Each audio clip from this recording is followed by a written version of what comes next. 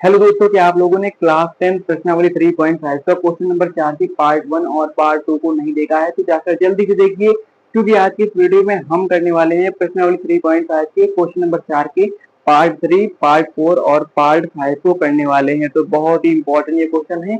तो आज की इस वीडियो में हम करने वाले हैं क्वेश्चन नंबर 3 को, जो कि बहुत ज्यादा इंपॉर्टेंट है। तो आप लोग बहुत ही ध्यान से देखिएगा, वीडियो को स्किप नहीं करिएगा।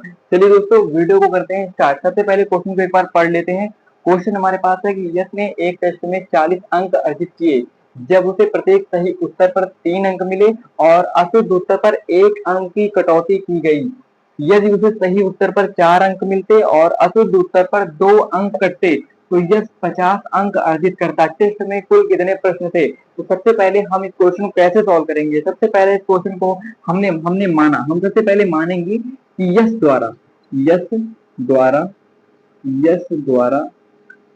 सही उत्तर यश द्वारा सही यश द्वारा सही उत्तर यश द्वारा सही उत्तर को हम मान लेते हैं x।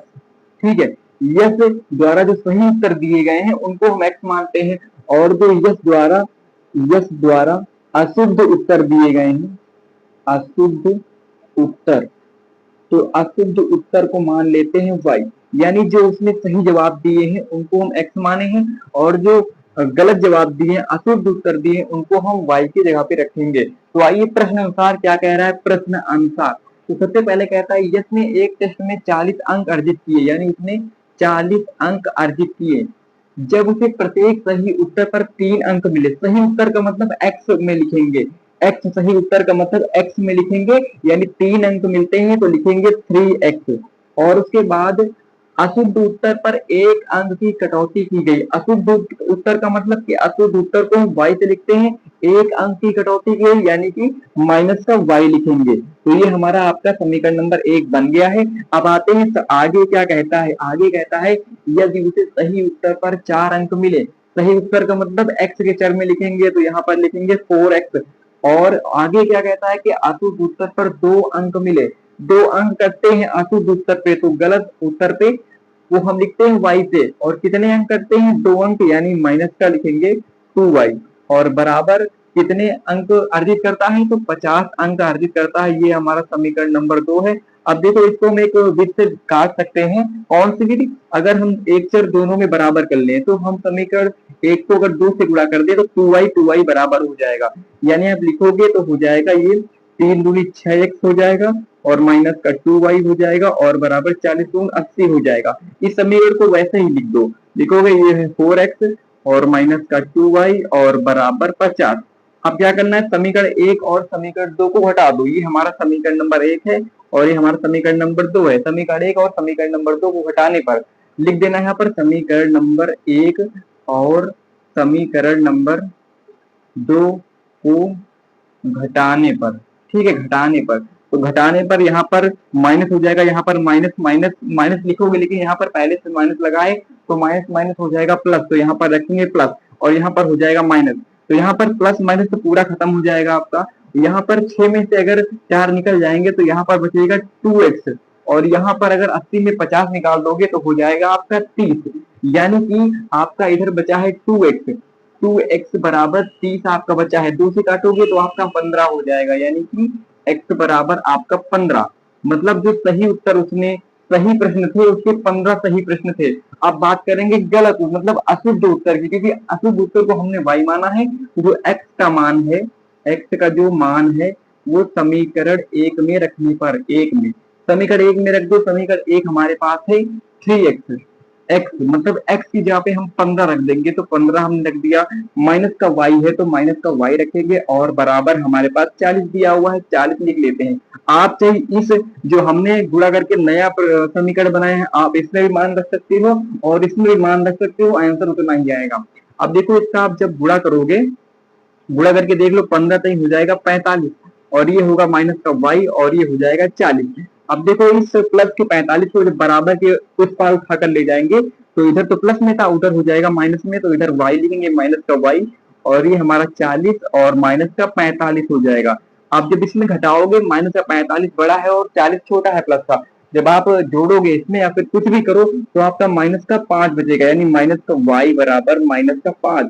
y मतलब माइनस से माइनस कट जाएगा और y बराबर हो जाएगा 5। यानी आपको क्या पता चला कि जो हमने सही उत्तर दिए हैं उनकी संख्या है 15 और जो हमने गलत उत्तर दिए हैं उनकी संख्या है 5। लेकिन हमें बताना क्या है, टेस्ट में कितने प्रश्न थे। प्रश्न का मतलब कुल टोटल प्रश्नों में से 15 प्रश्न हमने सही किए और 5 प्रश्न हमने गलत किए। यानी कि जो टोटल क्वेश्चन थे, टोटल जो क्वेश्चन थे वो कितने थे, टोटल क्वेश्चन थे 15 हमने सही किए और 5 गलत किए, यानी कि पूरे जो टोटल प्रश्न थे 20 प्रश्न थे। तो यही आपका बिल्कुल राइट आंसर हो जाएगा, 20 प्रश्न। इस क्वेश्चन को नोट कर लीजिए, इंपॉर्टेंट क्वेश्चन था। और एक बात और कि हम जो क्वेश्चन कराते हैं प्योर एनसीईआरटी से कराते हैं। तो अगर क्वेश्चन पसंद आया हो तो वीडियो को लाइक, चैनल को सब्सक्राइब करिएगा। इसके बाद अगला क्वेश्चन बताते हैं, इसको नोट कर लीजिए। चलिए दोस्तों, अब क्वेश्चन नंबर 4 है। तो क्वेश्चन नंबर 4 भी बहुत ज्यादा इंपॉर्टेंट है, आप लोग बहुत ही ध्यान से देखिएगा। क्वेश्चन बहुत ज्यादा इंपॉर्टेंट है। क्वेश्चन क्या कहता है, एक राजमार्ग पर दो स्थान ए और बी 100 किलोमीटर की दूरी पर हैं। एक कार ए से दूसरी कार बी से एक ही समय पर चलना प्रारंभ करती है। यदि ये कारें भिन्न भिन्न चालों से एक ही दिशा में चलती हैं तो वे 5 घंटे पश्चात मिलती हैं। दोनों कारों की चाल याद करना है। सबसे पहले मान लेते हैं कि हमारे पास जो कारें हैं, एक रास्ता हमारे पास है ए और बी, बता रहा है ए और बी का। और मान लेते हैं कि जो ये कारें हैं, देखो ए कार भी है और दूसरी कार बी भी है। एक ही समय पर चलना प्रारंभ करती हैं लेकिन भिन्न भिन्न चालों से चलती हैं। एक ही दिशा में चलती हैं लेकिन भिन्न भिन्न चालों से, मतलब दोनों की स्पीड अलग अलग है। तो मान लो कि ये हो सकता है कि क्यू तक जाती हो और ये हो सकता है कि पी तक जाती हो, ठीक है। तो ये कारें हैं और इन दोनों की जो बीच की दूरी है वो 100 किलोमीटर है। ए से बी की जो दूरी है वो 100 किलोमीटर है। तो बात आते हैं क्वेश्चन पे कि एक राजमार्ग पर दो स्थान ए और बी 100 किलोमीटर की दूरी पर हैं। एक कार ए से दूसरी कार बी से एक ही समय पर चलना प्रारंभ करती है। यदि वे कारें भिन्न भिन्न चालों में एक ही दिशा में चलती है तो 5 घंटे पश्चात, यानी मान लेते हैं कि दो कारें हैं, मानते हैं कि दो कारें हैं, माना दो कारें, दो कारें, ठीक है। तो दो कारें हैं तो एक कार को तो हम मानेंगे एक्स, ठीक है, और दूसरी कार को मान लेंगे वाई। दो कारें हैं ना, भिन्न भिन्न कारें हैं। तो मान लेते हैं जो पहली कार है, पहली कार, इसको मानते हैं कि एक्स है। एक्स का मतलब कि एक्स किलोमीटर प्रति घंटा चलती है एक कार। तो दूसरी, अगर दूसरी कार को मानते हैं, दूसरी जो कार है वो क्या है, वाई किलोमीटर प्रति घंटा चलती है, यानी इसको वाई मान लेते हैं कि वाई किलोमीटर प्रति घंटा चलती है। अब बात करते हैं कि 5 घंटे पश्चात मिलती है। 5 घंटे पश्चात मतलब 5 घंटे पश्चात, 5 घंटे पश्चात मतलब 5 घंटे पश्चात जब मिलेंगे तो देखो 5 घंटे ये भी चली होगी, 5 घंटे ये भी चली होगी, लेकिन सिर्फ अंतर इतना है, ये हो सकती है तेज चली हो और ये स्लो चली हो, या फिर ये तेज चली हो ये स्लो चली हो, लेकिन दोनों ने 5 घंटे का सफर तय किया। तो बस हमें करना क्या होगा कि देखो ये 5 घंटे चली इसलिए हम लिख सकते हैं इसको 5x, और ये 5 घंटे दूसरी गाड़ी चली तो इसको भी हम लिख सकते हैं 5y। तो दोनों को 5y लिख दिया और टोटल हमारी जो दूरी थी कितनी थी, 100 किलोमीटर थी। इसको आप इस तरीके से भी लिख सकते हो। कैसे लिख सकते हो कि जैसे हमारी जो ए है, ए जो दूरी है, जैसे ये ए गाड़ी है यहाँ चली, यहाँ से ये गई कहाँ तक, क्यों तक, ये यहाँ से क्यों तक गई पहली गाड़ी, मतलब हमें निकालना है यहाँ से ए बी निकालना है।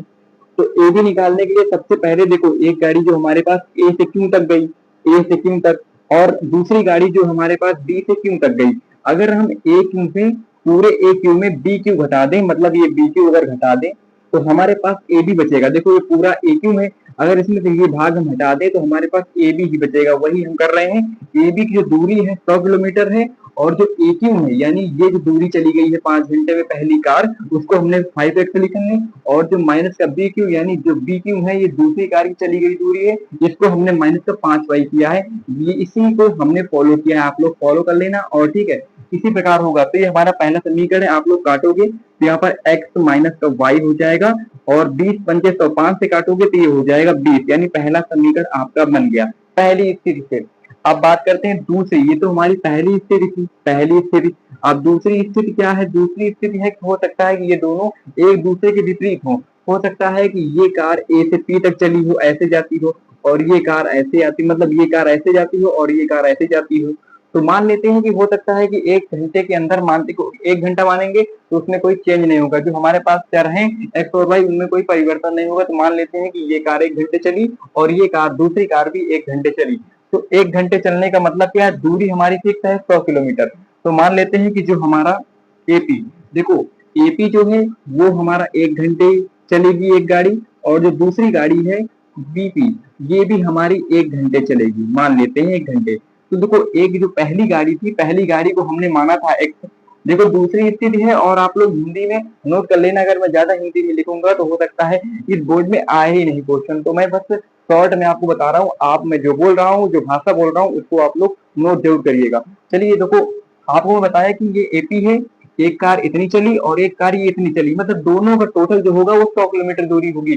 अब हमने मान लिया कि 1 घंटे में एक ये गाड़ी यहाँ तक आई और 1 घंटे में ये गाड़ी यहाँ तक आई, मतलब अगर दोनों को टोटल करेंगे 2 घंटे हो गए ना, लेकिन इसका चर अलग है उसका चर अलग है, यानी कि एक का चर हो जाएगा एक्स। एक देखो 1 घंटे में है, देखो पहली कार को हम एक्स मानेंगे तो 1 घंटे मतलब वही एक ही मानेंगे, दूसरी जो जो पहली स्थिति हमारी थी 5 घंटे की थी, तो इसमें 5x और 5y मान लिया था, इसमें हमने माना कि 1 घंटे की स्थिति है तो हमने x लिखा, और उसके बाद y, दूसरी गाड़ी भी 1 घंटे की है तो हमने y लिख दिया, बराबर हमने लिख दिया 100, क्योंकि पूरी जो दूरी है दोनों की 100 किलोमीटर है, तो ये लिख सकते हैं। और इसमें आप क्या लिख सकते थे, इसमें लिख सकते थे ए एपी, एपी लिखेंगे, इसमें लिख सकते थे हम पहली स्थिति में ये लिख सकते थे, और दूसरी स्थिति में ये लिख सकते हैं कि एपी प्लस का बीपी बराबर एबी। देखो दोनों स्थिति में हम देखो यहाँ पर हम पूरा निकाल रहे थे, बी क्यू एक गाड़ी चल रही थी, ए से क्यू एक गाड़ी चल रही थी, और हमें निकालना था ए बी, तो हम ए क्यू में से बी क्यू घटा रहे थे, तो हमारा 100 किलोमीटर निकल रहा था। और यहाँ पर एक गाड़ी यहाँ से एपी चल रही है और एक गाड़ी चल रही है बीपी, दोनों की दूरी मिलाकर 100 किलोमीटर हो रहा है। तो ये सेकेंड नंबर कि अगर हो सकता है कि दोनों गाड़ी विपरीत चल रही हो, पहली स्थिति में था कि दोनों गाड़ी एक ही डायरेक्शन में चल रही है, और दूसरी जो स्थिति है कि दोनों गाड़ी विपरीत चल रही है, इधर को जा रही है और ये इधर से इधर को आ रही है, तो दूसरी स्थिति ये रही, तो आपका दूसरा समीकरण भी बन गया है। अब देखो समीकरण 1 और समीकरण 2 से आप कुछ करोगे तो बस आप इसको क्या कर सकते हो, जोड़ सकते हो, समीकरण 1 और समीकरण 2 को जोड़ लो।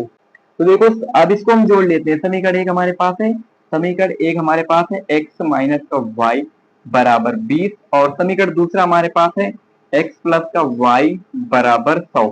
अब देखो इस समीकरण को हम जोड़ेंगे, समीकरण 1 और समीकरण 2 जोड़ने पर, दोनों समीकरण को हम जोड़ेंगे, तो इसको जोड़ेंगे x x हो जाएगा 2x, और एक प्लस का है और एक माइनस का है, तो ये तो आपका कट जाएगा y, और अगर 100 में 20 जोड़ोगे तो हो जाएगा 120। अब इसको अगर काटोगे तो हो जाएगा 6, यानी x का जो मान आपके पास आया है 60, यानी जो x की दूरी जो पहली गाड़ी चलती है वो 60 किलोमीटर प्रति घंटे चलती है पहली गाड़ी। अब देखो हमें पहली गाड़ी की तो पता चल गई कि 2 कारें थी, पहली गाड़ी चलती है 60 किलोमीटर प्रति घंटा।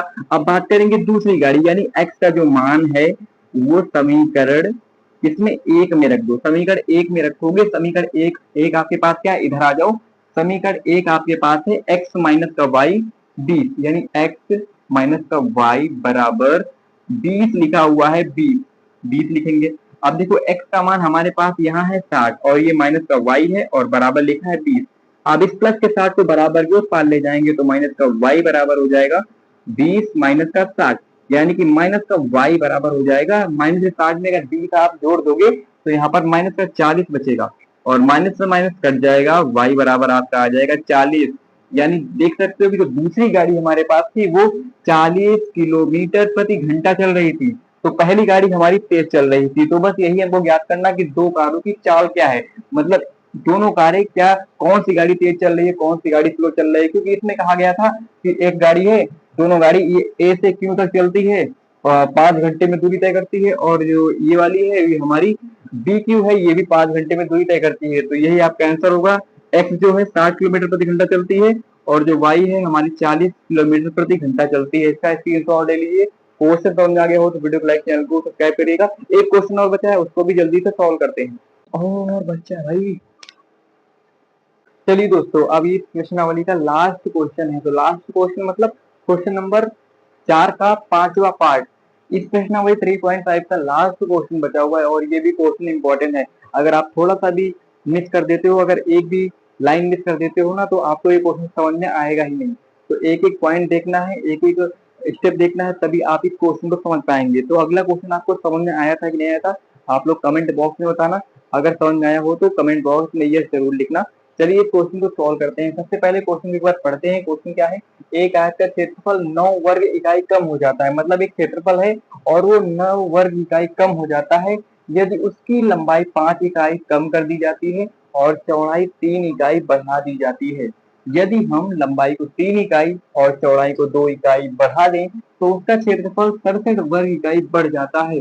आयत की विमाएं ज्ञात करना है। सबसे पहले हमको मानना होगा, देखिए जगह कम है लेकिन हम अच्छे से आपको बताएंगे। सबसे पहले मानेंगे कि आयत की जो लंबाई है, आयत की लंबाई, आयत की लंबाई और चौड़ाई, आयत की लंबाई और चौड़ाई क्रमशः क्रमशः हमने मान लिया x और y।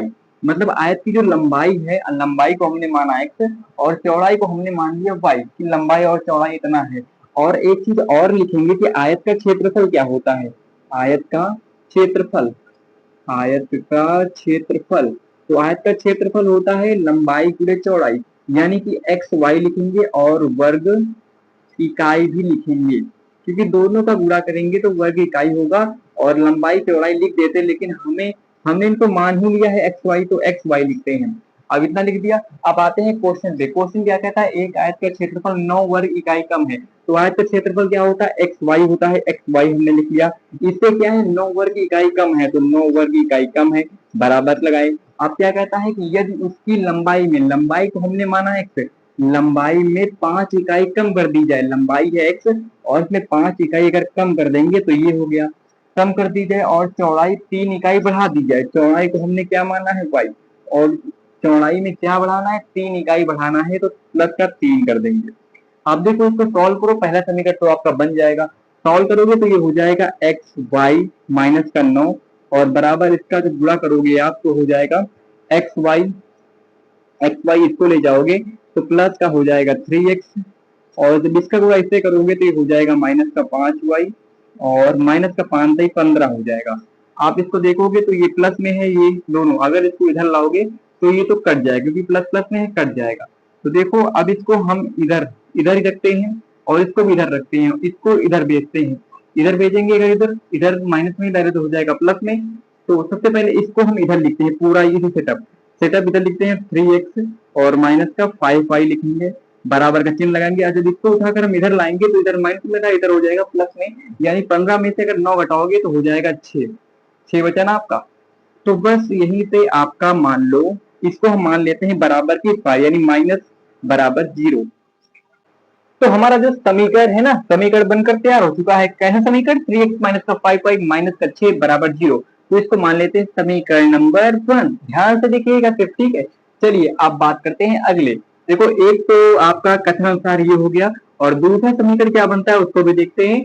आगे क्या कहता है कि यदि हम लंबाई को 3 इकाई और चौड़ाई को 2 इकाई बढ़ा दें, यानी कि बता रहा है क्या कि आप लंबाई को, क्या कहता है कि लंबाई को 3 इकाई, लंबाई को मानते हैं हम x, तो x और प्लस का 3, क्योंकि 3 इकाई बढ़ा रहे हैं तो x प्लस का 3 कर देंगे। और चौड़ाई को 2 इकाई बढ़ाने पर, यानी चौड़ाई को माने हैं हम y, तो y और प्लस का 2 कर देंगे, इकाई है, ठीक है। बढ़ा दें तो क्षेत्रफल 67 वर्ग इकाई बढ़ जाता है। अब देखो पहले में 9 इकाई घट रहा था और इसमें 67 इकाई बढ़ रहा है, यानी कि आयत का क्षेत्रफल होता है एक्स वाई, यानी लंबाई गुणे चौड़ाई, और 67 वर्ग इकाई बढ़ रहा है, यानी कि जोड़ देंगे। इतना ध्यान में आया। अब इसका सिर्फ गुणा करोगे और कुछ नहीं करना है, ठीक है। गुणा करोगे, एक तरफ तो आपका लिखा है एक्स वाई प्लस का 67, ठीक है, और बराबर लगाओगे। इधर जब गुणा करोगे तो एक बार हो जाएगा एक्स वाई, क्योंकि एक्स का गुणा जब इधर करोगे तो एक्स वाई हो जाएगा, एक्स का गुणा जब 2 से करोगे तो प्लस का 2x हो जाएगा। आप 3 का गुणा y से करोगे तो प्लस का 3y हो जाएगा, और 3 का गुणा 2 से करोगे 3 में 6 प्लस का 6 हो जाएगा। अब देखो यहाँ पर देखो क्या देखना है आपको, यहाँ पर एक्स वाई है और यहाँ पर भी एक्स वाई है, बराबर की मान लाएंगे तो माइनस में हो जाएगा, यानी कि एक्स वाई कट जाएगा। अब आपके पास क्या बचा है, 2x प्लस का 3y लिखा है, इसको लिखा रहने दो, 2x प्लस का 3y। अब देखो इसको हम इधर ही रहने देते हैं, इसको इधर लेकर घटा देते हैं, क्योंकि देखो ये तो हमारा ऐसे लिखा है, इसको हमने लिख दिया है। अब इसको बराबर के उस पार ले जाएंगे, क्योंकि बराबर के उस पार ही हमें रखना है। नहीं, बराबर के उस पार देखो ये जैसे लिखा है वैसे हमने इसको लिख दिया है, जैसे इधर लिखा वैसे इधर लिख दिया। अब इधर है ये अकेला, इसको उठाकर इधर ले जाएंगे तो इधर माइनस में हो जाएगा, यानी 67 में अगर 6 घटाएंगे तो बराबर हमारा हो जाएगा 61। ठीक है, 61 हो जाएगा। और इसे लिख सकते हैं 2x प्लस का 3y बराबर वो माइनस का 61 लिख सकते हैं, क्योंकि इधर प्लस नहीं इधर लाएंगे तो माइनस का 61 बराबर 0 हो जाएगा। तो अब हमारा जो समीकरण है ना, समीकरण नंबर 2 बन गया। अब ध्यान से देखो, आपके पास बहुत सारी विधियां हैं, प्रतिस्थापन है, विलोपन है, वज्र गुणन विधि है, किसी भी विधि से आप क्वेश्चन को सॉल्व कर सकते हो। चलिए हम किसी भी विधि का प्रयोग करते हैं। कौन सी विधि ज्यादा उपयोगी होगी, जल्दी से आप लोग बताइए कौन सी विधि उपयोगी है, इसमें से कौन सी विधि उपयोगी होगी। आपके पास दोनों समीकरण दिए हुए हैं, चलो हम विलोपन का ही प्रयोग कर लेते हैं। विलोपन का प्रयोग करेंगे तो सबसे पहले विलोपन का प्रयोग करेंगे, एक चीज को हमें उड़ाना है। किसको उड़ाएंगे, इसका गुणा हम कर देते हैं 3 से और इसका गुणा कर देते हैं हम 2 से। ठीक है, 2 से गुणा करेंगे और इसको बराबर के इस पार लाएंगे, क्योंकि अब हम विलोपन कर रहे हैं। तो इसे गुणा जब सबसे पहले करेंगे 2 से, तो यहाँ पर हो जाएगा 3 दूनी 6x हो जाएगा और माइनस का हो जाएगा 10y और बराबर, इसको जब बराबर के पार लाएंगे तो प्लस का 6 हो जाएगा और 6 का गुणा 2 से करेंगे तो हो जाएगा 12, समीकरण नंबर 1।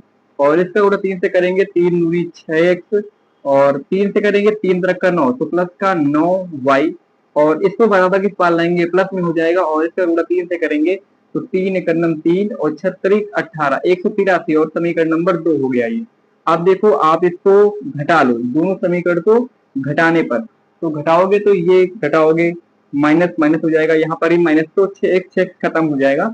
आपके पास 10 में से 9y जोड़ोगे तो हो जाएगा 19y हो जाएगा और 19y होगा, वो भी कहेगा माइनस का, क्योंकि माइनस माइनस जोड़ रहे हो। और यहाँ पर 183 माइनस का है, 183 में अगर 12 आप घटाओगे तो 171 बचेगा, कहेगा माइनस का 171। अब देखो आप भाग करो, माइनस से माइनस कट जाएगा तो 19 नवैया 171 होता है, 19 से काटोगे 19 नवैया 171, यानी जो y का मान आएगा वो 9 आएगा। y का मान आपके पास 9 आ गया। अब जो y का मान है, y का मान समीकरण 1 में रख दो, समीकरण 1 में। तो समीकरण 1 हमारे पास पहले कौन सा था, ये वाला 3x वाला, तो 3 लिखेंगे और x 3x लिख देंगे और माइनस का 5y, मतलब 5 लिखेंगे, y की जगह पे 9 कर देंगे और बराबर का लिखेंगे 6। अब देखो यहाँ पर 3x लिखो और 9 बजे 45 माइनस का 45 बराबर 6, तो इधर लाएंगे तो इधर 3x हो जाएगा, 45 माइनस का इधर लाएंगे प्लस में हो जाएगा, तो 45 था हो जाएगा 51, तो 51 लिख दिया। अब आप काटोगे तो हो जाएगा, x से काटोगे 3 एकम 3 हो जाएगा, तो 7 से 21, यानी x की जो वैल्यू होगी वो 17 होगी। ठीक है, लंबाई आपकी जो लंबाई होगी वो होगी, आयत की जो लंबाई होगी वो 17 मीटर 17 होगी और जो आपका चौड़ाई होगी वो 9 होगी। तो दोनों x और y के मान निकल आए, लंबाई और चौड़ाई, आयत की लंबाई और चौड़ाई के मान निकल आए हैं। तो आज की वीडियो में हमने प्रश्नावली 3.5 को पूरी तरीके से समाप्त कर दिया है। तो अगर आप लोगों को वीडियो पसंद आई हो तो वीडियो को लाइक, चैनल को सब्सक्राइब करिए। मिलते हैं दोस्तों नेक्स्ट वीडियो में अगले प्रश्नावली के साथ। जय हिंद दोस्तों।